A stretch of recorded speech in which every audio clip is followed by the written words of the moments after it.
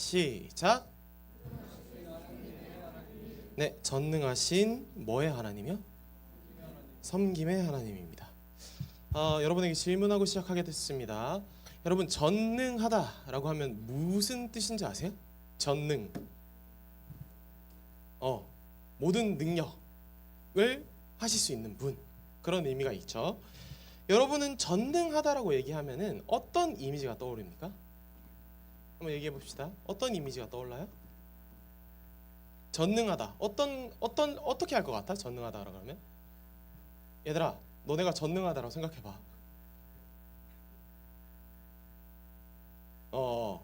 어떻게 할 것 같아? 자, 내가 전능하게 됐어. 브루스 올마이티라는 영화 알아요?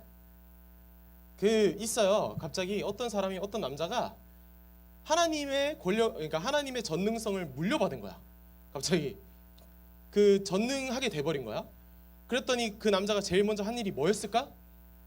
여러분이 그 남자라면 무슨 일을 제일 먼저 했을 것 같아요? 내가 전능하다. 연애?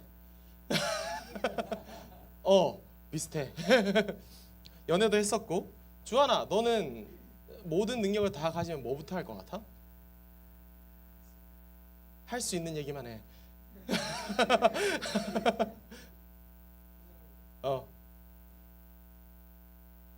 야, 나 끄덕거리지 말고. 순화해서, 자, 다른 사람한테 물어보도록 하겠습니다. 자, 보자. 또 누구한테 물어볼까? 시연아? 너는 네가 뭐든지 다 할 수 있으면 뭐부터 할 것 같아?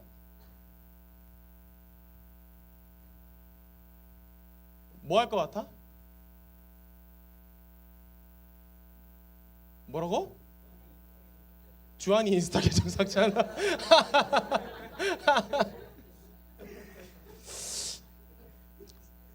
나도 그럴 것 같아. 그래. 자, 전능하다라고 하면은 뭐든지 할 수 있는 능력이 있고 내가 원하는 뭐든지 이뤄낼 수 있고 하는 이미지가 떠오르죠. 혹시 죄송한데 물 한 잔만 갖다 주실 수 있나요? 목이 잠겨가지고. 뭐든지 이뤄낼 수 있고 하는 이미지가 떠오르죠. 하나님께서 전능하시다 하는 것에는 이런 의미가 담겨 있어요. 전능, 모든 능력을 다 가지고 계신 분. 내가 빨리 달리고 싶어? 엄청난 신체 능력도 가질 수 있어요. 내가 엄청 똑똑하고 싶어? 엄청난 지능도 다 가질 수 있어요. 내가 누군가를 살리고 싶어? 살릴 수도 있어요. 이게 다 전능하다라고 하는 모든 능력 중에 하나입니다. 근데 전능하신 하나님이라고 얘기하면은 여러분, 그 전능하신 하나님에 대한 이미지가 여러분한테 와닿는 이미지예요? 전능하신 하나님, 그분이 여러분한테 와닿으세요? 와닿아, 얘들아? 자, 전능하신 하나님이라 하면은 성경에서 이런 얘기를 보통 해요. 세상을 창조하셨고 인간을 만드셨고 그리고 세상을 다스리시고. 자, 물어봅시다. 자연을 다스리시는 하나님, 여러분 와닿아요? 눈으로 보여요? 자, 세상을 창조하신 하나님, 여러분 창조하신 거 봤어요? 인간을 창조하신 하나님, 여러분 인간 창조한 거 봤어요? 전능하신 하나님이란 그 사실은 분명히 존재하지만 그 전능하신 하나님 하면 딱 떠오르는 이미지가 나한테 확 와닿진 않아요. 왜냐하면 우리의 삶과 연관이 없어 보이기 때문입니다. 우리가 만약에 내가 전능하신 하나님의 이미지가 잘 와닿아 하는 친구들은 하나님께서 세상을 이런 원리로 만드셔서 잘 돌아가고 있구만, 이런 걸 이해를 해야 돼요. 근데 여러분이 그걸 이해할 수 있는 능력이 여러분에게 있다 없다? 없죠. 그러니까 전능하신 하나님이란 그 이미지는 여러분한테 와닿지 않을 수 있어요. 우리는 전능하신 하나님을 그러면 어디를 통해서 알 수 있냐면은 성경을 통해서 알 수 있습니다. 따라해 봅시다. 전능하신 하나님을 어디서 통해서 알 수 있다고요? 자, 우리는 전능하신 하나님을 성경을 통해서 알게 됩니다. 그리고 전능하신 하나님이 우리에게 오신 사건 뭐예요? 성육신 사건. 누구죠? 예수님을 통해서 알 수 있죠. 자, 우리가 이 전능하신 하나님, 세상을 창조하시고 세상을 이처럼 사랑하셔서 다스리고 계시고 세상을 그리고 우리 인간을 이처럼 사랑하사 인간을 만드신 그 하나님이 우리에게 와닿으려면은 누구를 통해서 알 수 있어야 돼요? 우리를 위해서 우리를 사랑하셔서 오신 예수님을 통해서 성경을 보고 알 수 있어야 돼요. 우리는 사실은 세상을 보면서 걸어 다니면서 하나님이 창조하신 세상은 이렇게 아름답구나라고 와닿을 때는 있지만 하나님이 창조하신 세상이 이런 원리로 돌아가고 하나님 참 이 세상을 참 잘 조정하셨고 만드셨다 박수하면서 와닿진 않아요. 근데 하나님의 전능성, 하나님의 전능하심이 누구를 통해서 가장 잘 와닿게 되냐면은 예수님을 통해서 잘 와닿게 됩니다. 우리 따라해봅시다. 예수님. 그런데 오늘 예수님은 우리가 아는 전능하신 하나님, 우리가 이미지로 생각하는 그 전능하신 하나님의 그 이미지와는 조금 상반되는 모습을 그의 삶 속에서 보여주고 계십니다. 오늘은 그 이야기를 한번 해보려고 합니다. 오늘 본문의 말씀 어디였어요? 그렇죠. 요한복음 13장 몇 절? 네. 오늘 본문의 말씀은 예수님께서 식사를 하시고 난 이후 직후의 상황입니다.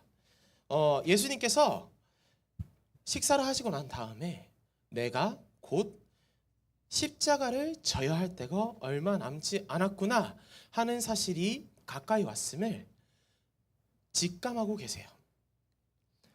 십자가를 지셔야 할 때가 가까웠음을 느끼고 계셨습니다. 그리고 그래서 예수님께서 식사를 하시고 일어나셔서 그 겉옷을 벗으세요. 왜 겉옷을 벗으셨을까요? 제자들이랑 싸움하려고? 아니겠죠? 겉옷을 왜 벗으셨을까요? 어떤 행동을 하려고 하셨겠죠? 그 겉옷을 벗어서 허리에 맵니다. 그리고 수건을 가져다가 허리에 두르셨습니다. 그리고 대야에다가 물을 담습니다. 그래서 제자들의 발을 하나하나 담아서 씻겨주십니다. 그러다가 이제 베드로의 차례가 모든 제자들이 한 명 한 명 발을 씻김 당하고 이제 베드로의 차례가 다가왔습니다. 누구라고요? 베드로라고 했습니다. 베드로의 차례가 다가왔는데 베드로가 예수님께 이렇게 말했습니다. 주님, 제 발도 씻겨주시려고요? 주님, 제 발까지 씻겨주시려고요? 예수님께서 이렇게 대답하셨습니다. 씻겨줄 거야.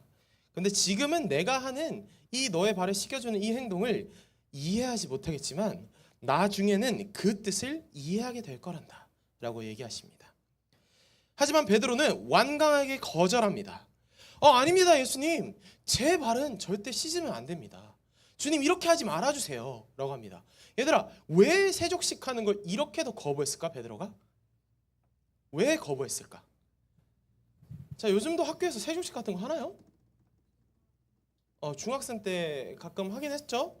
왜 여러분이 그래서 세족식이 좀 익숙해서 이게 이해가 안 될 수 있어요. 근데 베드로가 이렇게 거절했던 이유가 있어요.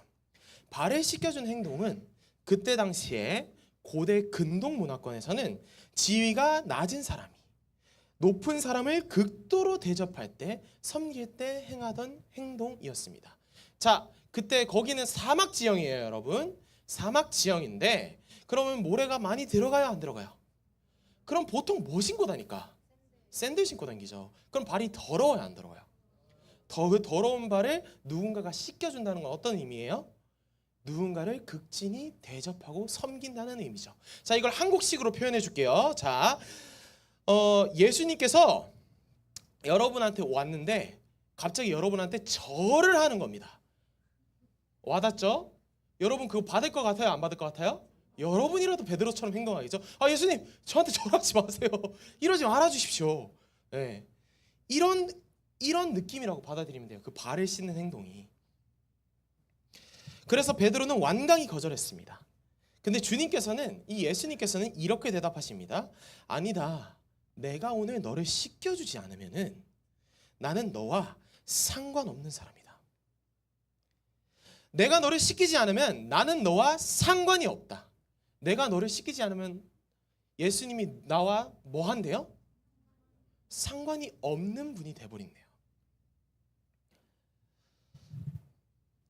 왜 예수님께서는 이 발을 씻기지 않는 그 행동 때문에 나와 상관이 없는 분이라고 얘기하셨을까요? 오늘 말씀은 이렇게 끝이 납니다. 오늘 예수님께서는 베드로의 발을 씻겨주러 베드로와 아웅다웅하면서 이렇게 얘기하십니다. 내가 너를 씻기지 않으면 나는 너와 상관이 없다. 내가 너를 씻기지 않으면 나는 너와 상관이 없는 자가 된다 라고 얘기합니다. 근데 이렇게 질문할 수 있어야 돼요. 아니, 발을 씻기시는 거랑 예수님과의 관계를 맺는 거랑 도대체 무슨 상관입니까? 아니, 도대체 어떤 연관성이 있길래 내가 발을 안 씻기면 여태까지 제자였던 사람이 제자가 아닌 것처럼 되냐는 겁니다. 우리 이렇게 질문할 수 있어야 됩니다. 여러분, 예수님의 발을 씻기시는 행동은 예수님이 갑자기 필이 받으셔서 나 오늘 제자들한테 로맨틱하게 조금 이벤트를 해줘야 되겠다 하면서 발을 씻기셨을까요? 아니겠죠. 예수님의 발을 씻기는 행동은 그 의미가 있었습니다. 어떤 의미였냐면요, 아까 발을 씻는 것이 어떤 행동이라고 했죠? 극진히 모실 때, 지위가 낮은 사람이 누군가를 섬길 때 하는 행동이었습니다. 발을 씻기는 것은 어떻게 하는 행동? 섬길 때 하는 행동이었습니다. 근데 예수님께서 어떤 분으로 오셨는지 알면은 우리가 이 발을 씻겨주시는 행동이 이해가 됩니다. 여러분, 예수님께서 오신 것은 높아지기 위해서 오셨나요? 물어봅시다. 예수님 이스라엘 왕 되시고 끝났나요? 우리 성경에서 보는 이야기가 예수님 진시황제처럼 예수님께서 모든 세상의 패권을 다 쥐고 전국을, 전 세계를 다 통일하셨나요? 아니죠. 예수님 어떻게 하셨어요? 십자가에 못 박혀서 무력하게 돌아가셨습니다. 여기서 중요한 포인트가 있어요. 무력하게 돌아가셨어요. 여러분, 예수님께서 오신 것은 높아지기 위해서가 아니었습니다. 예수님께서 오신 것은 우리를 위해서 고통당하시고 죽으셔서, 무력하게 죽으셔서 뭐 하려고? 우리를 섬기시려고 오신 겁니다. 즉 예수님께서 베드로에게 한 행동은 나는 너를 사랑해서 섬기러 온 자다. 너를 섬기는 것이 내가 온 이유다. 그래서 이 섬김을 빼놓고는 너와 나의 관계를 이야기할 수 없다는 뜻입니다. 너를 씻기지 않으면은 그래서 나는 너와 상관이 없게 된다라고 얘기하시는 겁니다. 여러분, 예수님께서는 전능하신 분일까요? 아닐까요? 물어봅시다. 이거 물어볼게요. 여러분, 예수님께서는 하나님이에요? 아니에요? 참 하나님이죠. 그리고 동시에 뭐인 분이시기도 하시죠? 참 인간이시기도 한 분이십니다. 따라합시다. 참 하나님, 참 인간. 하나님은 참 하나님인 동시에 참 인간이시기도 하신 분입니다. 그렇다는 것은 예수님께서는 전능하셔요? 전능하지 않으세요? 전능하세요. 뭐든지 다 해내실 수 있는 분이세요. 사단이 예수님한테 와서 시험했죠. 너 이 돌을 떡으로 바꿔봐라. 예수님께서 돌을 떡으로 바꿀 능력이 없으셔서 안 바꾸셨을까요? 예수님께서는 돌을 떡으로 바꿀 능력이 있으셨어요. 하지만 예수님께서 그렇게 하지 않으셨던 거죠. 여러분, 이해하고 가야 됩니다. 우리가 흔히 예수님이 하나님의 아들이라고 얘기하면은 예수님께서는 하나님보다 한 단계 낮은 분이라고 생각해버려요. 그러면 하나님은 전능하시지만 예수님은 좀 덜 전능하신 분이라고 이해해버려요. 아닙니다. 하나님이랑 예수님, 성령님은 서로 사랑하셔서 같은 능력을 공유하시며 서로의 생각을 다 공유하시는 분입니다. 우리의 생각으로 이해가 안 되죠? 당연히 이해가 안 되죠. 우리의 생각으로 이해하면은 그게 우리가 이해할 수 있는 하나님이 하나님입니까? 아니죠. 그렇다는 건 예수님도 하나님만큼 전능해요? 전능하지 않아요? 하나님만큼 전능해요. 예수님은 하나님이시기 때문이죠. 그럼 물어볼게요. 근데 예수님은 전능하신 하나님인 분인데 예수님은 동시에 어디서 죽으셨어요? 십자가에서 죽으셨어요. 왜 예수님께서는 전능하시지만 무력하게 죽으셔야 했을까요? 물어볼게요. 예수님의 능력이 부족해서일까요? 예수님이 이 십자가를 거부할 힘이 없었을까요? 아니요. 예수님은 스스로 자신의 얼마든지 그 십자가를 거부할 수 있는 그 자유를 스스로 포기하셨습니다. 예수님께서 스스로 선택하신 거죠. 어떤 선택을 하세요? 자기를 버리고 우리를 선택하시는 선택을 한 거죠. 자기를 유기시키고 우리를 선택하시는 그 선택을 하신 거죠. 예수님은 자신을 포기하셔서 우리를 위해서 섬기셨습니다. 여러분 놀랍지 않으십니까? 여러분 자신의 전능을 위해서, 자신의 전능을 우리를 위해서 십자가에서 죽으시기 위해서 스스로 제한하신 겁니다. 여러분 와닿게 설명해 드릴까요? 자, 우리나라에서 돈이 제일 많은 사람이 누구예요? 그쵸? 얘가 보통 유명한 사람 그 제이 드래곤 예, 이재용 씨죠. 삼성의 회장이신 이재용 회장님이십니다. 근데 이 이재용 회장이 있어요. 삼성 이재용 회장은 돈이 많을까요? 적을까요? 되게 바보 같은 질문이죠? 많을까요? 적을까요? 저도 그렇게 한번 말아봤으면 좋겠는데 그 정도로 많아요. 근데 그 이재용 회장이 돈을 막 펑펑 쓰고 다닌다고 생각합시다. 뭐 포르쉐 사고 한남덜 사고 땅을 막 사고 건물을 막 올린다고 생각해봐요. 어떤 느낌이 드세요? 이재용 회장에게 어떤 느낌이 드세요? 사치라는 느낌이 들어요, 얘들아?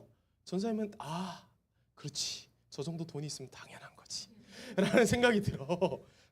어떤 느낌이 드세요? 우와, 돈 많다, 부럽다, 대단하다 라는 생각은 들어요.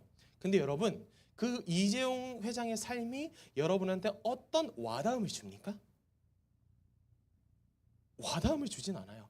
그냥 대단한 사람이다, 돈이 되게 많은 사람이다, 부러운 사람이다라는 이미지만 주지 그 사람의 삶이 나에게 어떤 와닿음과 감명을 줍니까? 안 줍니다. 그 사람의 삶은 아무런 의미를 주지 않습니다.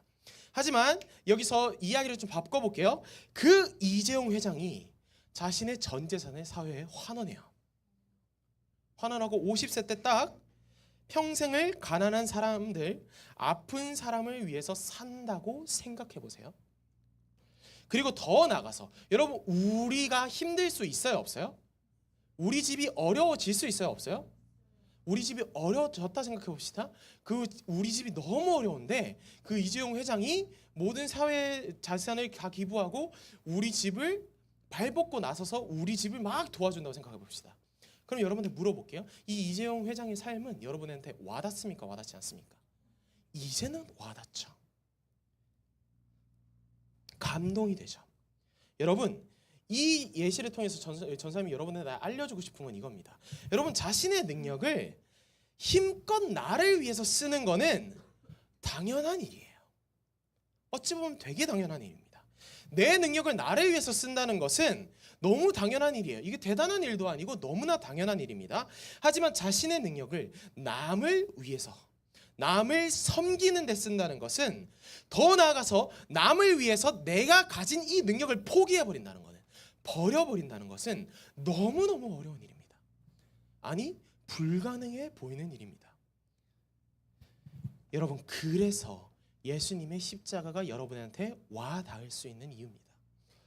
뭐든 하실 수 있지만 우리를 위해서 그렇게 하지 않으셨기에, 예수님은 십자가를 거부하실 수 있지만, 예수님은 우리를 위해서 이 세상에 오지 않으실 수 있었지만, 성육신 하지 않으시고 하나님으로 남아 계실 수 있었지만, 아니 그 전부터 처음으로 돌아와서 우리를 창조조차 하지 않으셨을 수도 있지만 우리를 사랑하셔서 그걸 선택하신 겁니다. 우리를 위해서 그렇게 하지 않으셨고 그렇게 선택하셨기에 더 우리에게 예수님의 삶이 와닿는 겁니다. 여러분 그게 진짜 전능하심입니다. 그게 진짜 전능하신 하나님의 모습을 잘 보여줍니다. 그래서 전사님이 공부하는 사람들 중에 한 학자는 이렇게 얘기합니다.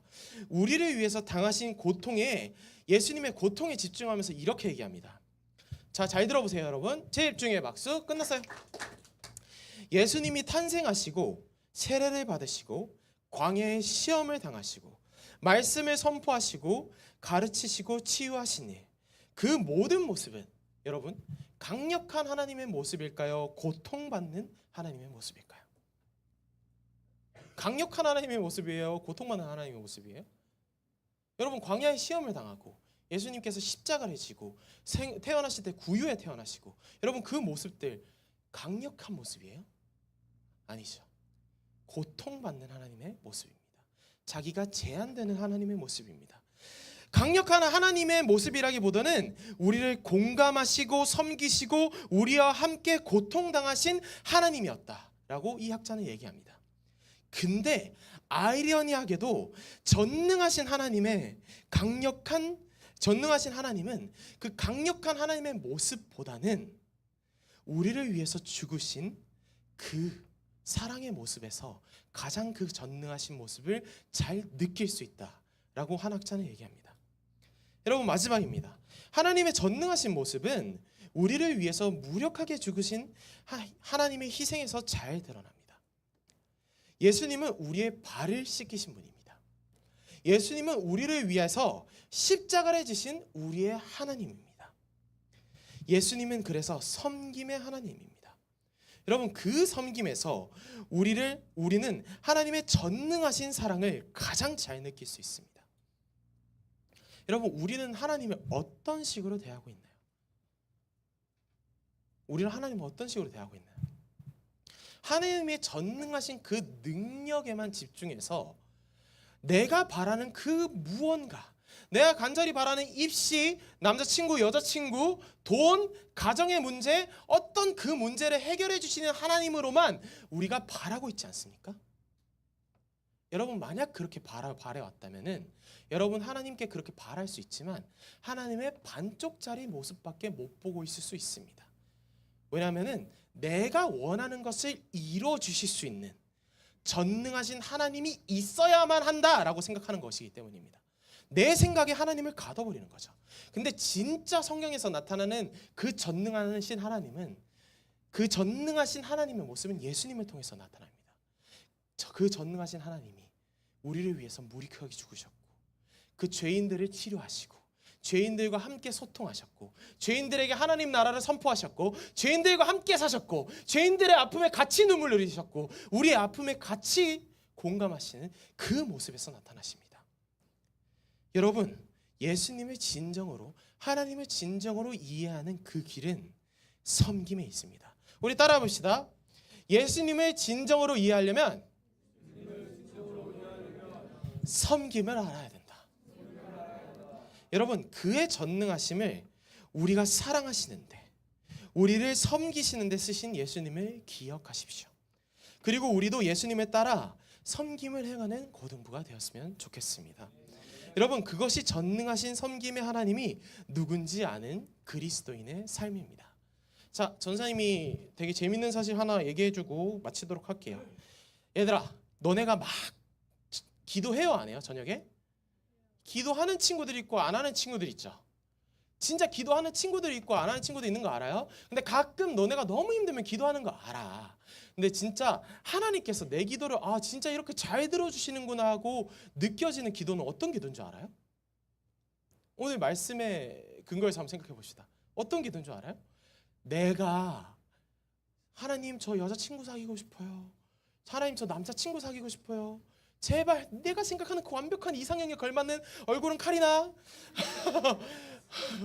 머리는 엄청 똑똑하고 학벌은 여기 이상, 얼굴은 차은우, 뭐 그런 사람을 제발 저에게 주세요 하는 기도, 하나님이 죽어도 안 들어주시더라고요. 근데 어떤 기도는 기가 막히게 들어주신 줄 아세요? 남을 위한 기도. 내가 누군가가 마음에 막 걸려요.